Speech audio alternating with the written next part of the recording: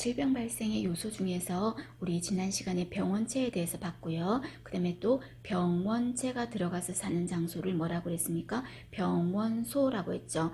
이 병원소가 사람인 경우를 말한 거예요. 그래서 인간 병원소라고 했다는 말은 병원체가 인간의 몸에 들어갔다는 거죠. 그럼 인간의 몸에 병원체가 들어왔어요. 그랬을 때 병에 걸려버렸어.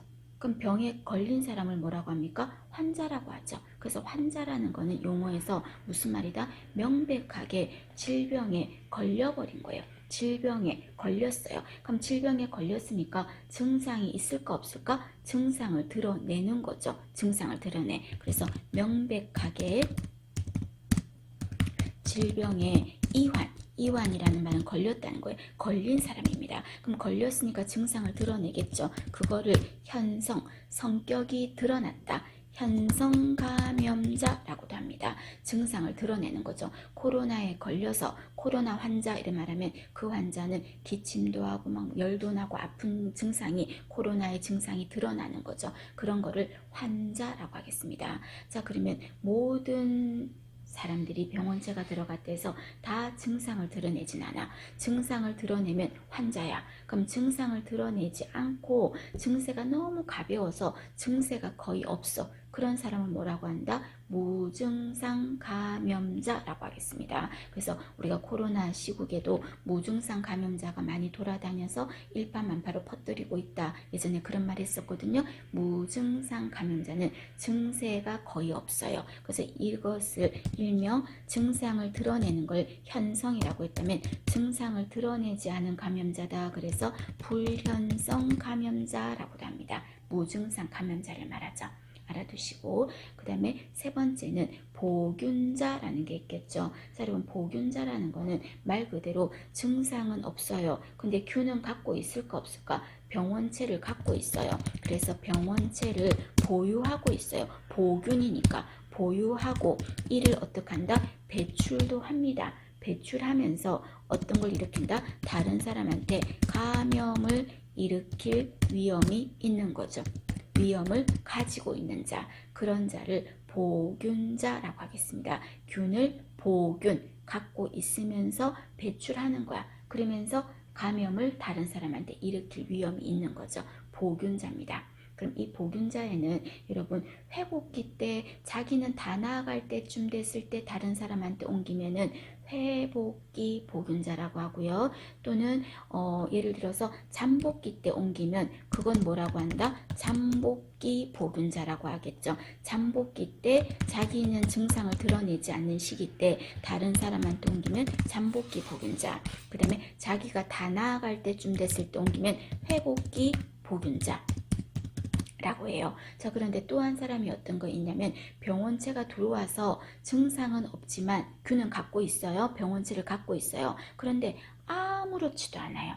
아무렇지도 않아서 전혀 건강한 사람하고 구별이 안 되는 자. 자, 그런 자를 뭐라고 한다? 건강보균자라고 하겠습니다. 자, 건강보균자는 여러분 시험에 잘 묻습니다. 건강보균자는 알아두실 것. 그래서 병원체가 침입을 했어요. 내 몸에 들어왔어요. 그런데 증상은 없어요. 그래서 건강한 자와 전혀 다름이 없으나 병원체를 배출하는 보균자, 갖고 있는 거죠. 이런 보균자를 건강보균자라고 합니다. 그럼 이 건강보균자는 찾아내는 게 쉬울까 어려울까? 어렵겠죠. 빨리 찾아서 자기도 증상이 드러나야 자기도 알고 검사도 하고 다른 사람도 저 사람 이상하냐 하고 검사시키고 이럴 건데 너무 건강하니까 찾아낼 수가 없어. 그러면 감염병 관리를 할 때 이런 사람은 애로사항이 있을까 없을까? 애로사항이 있겠죠. 그래서 시험 문제에서 감염병 관리상 가장 관리가 어려운 사람이 보균자가 누구냐 이래 물으면 건강보균자라고 하셔야 됩니다. 되셨습니까? 알아두실 것. 그 다음에 이번에는 잠복기라는 용어 하나 알아둘까요? 잠복기. 자, 잠복기라는 말은 숨어 있다는 거죠. 뭐가? 증상이. 지금 감염은 됐는데 감염돼서 증상이 나타나기 전까지 감염된 때로부터 증상이 나타날 때까지 그 기간을 숨어 있는 기간이다. 잠복기라고 표현하겠습니다. 되셨습니까? 자, 그 다음에 6번에 보시면 감수성이라는 말이 있죠. 자, 여러분, 우리가 생기부에 위 학생은 감수성이 예민한 학생으로 이렇게 말하면 그 말은 뭐예요? 분위기나 이런 데 잘 빠져드는 거를 감수성이 높다 이래 말하겠죠. 그러면 질병에 있어서 감수성이 높다, 그 말은 무슨 말인데요? 질병에 잘 빠져드는 거니까 병에 걸리기 쉬운 거를 말하겠죠. 그래서 병에 걸리기 쉬운 거를 감수성이 높다라고 표현하겠습니다. 병에 걸리기 쉬운 거 되셨습니까? 감수성이 높다 이 말은 병에 걸리기 쉬운 거다 하는 거 알아두실 것. 자, 반면에 감수성과 반대는 면역이에요. 자, 면역은 어떤 거예요?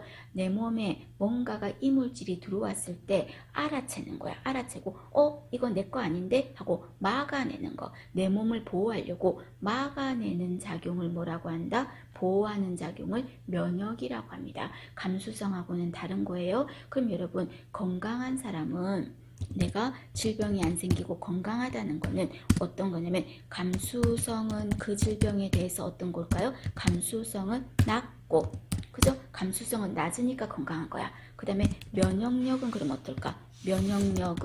면역력은 높다라고 하셔야 되겠죠. 면역력은 있으니까 막아내는 거니까. 되셨어요? 약한 사람은, 어떤 질병이 약한 사람은 감수성이 높은 거고 면역력은 약한 거가 되고, 건강하다는 말은 감수성은 낮고 면역력은 높다라는 의미가 되겠죠. 되시겠습니까? 정리하십시오.